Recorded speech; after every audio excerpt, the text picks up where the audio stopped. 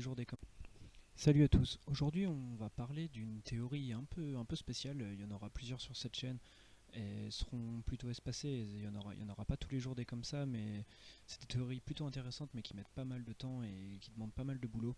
Donc alors cette première théorie, ce sera le sida a-t-il été créé en laboratoire. C'est une théorie qui court, une des plus grandes théories sur le complot qui peut courir ces dernières décennies.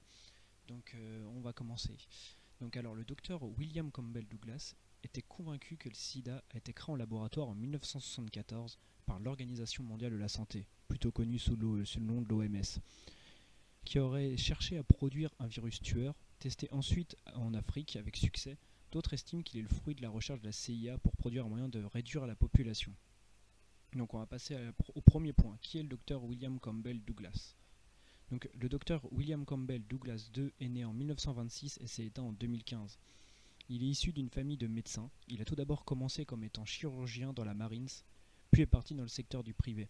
C'est à partir de là que ses recherches ont commencé à devenir plutôt intéressantes. Il a révélé des vérités médicales, mais aussi des tromperies, notamment le vaccin. Mais ce pourquoi il est le plus connu, c'est pour sa grande théorie du complot. Il pensait que le sida avait été créé en laboratoire par l'OMS dans le cadre d'un sombre plan du nouvel ordre mondial. Une vidéo leur sera dédiée prochainement. Pour sa part, il pensait que le virus a été créé puis testé en Afrique. Le second point, je vais vous expliquer l'arrivée du sida. La plus grande épidémie du sida qu'on ait jamais vu arriver, c'est dans les années 80. Cette épidémie, elle avait pour but de nous faire vivre dans la peur.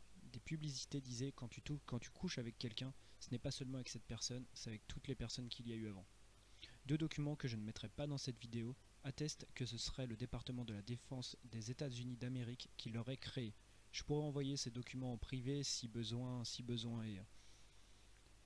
Le troisième point, c'est le programme.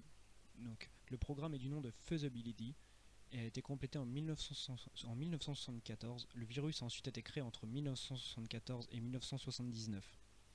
Il a donc commencé à être injecté chez plus de 100 millions d'Africains en 1977 à plus de 2000 hommes homosexuels de race blanche du nom d'opération Trojan Horse.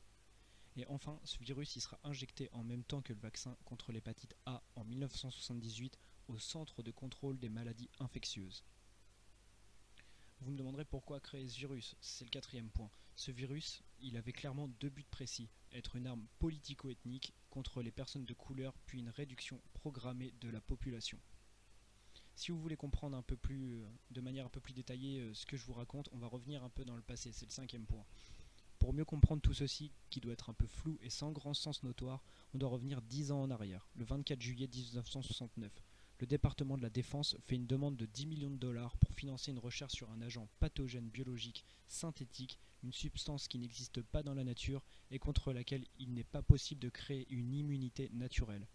Quelques jours plus tard, le 29 juillet 1969, le président de la Task Force républicaine et le président des États-Unis d'Amérique, George W. Bush, ont tous deux souligné le besoin urgent d'actions destinées au contrôle de la population pour faire face à la crise croissante du tiers-monde.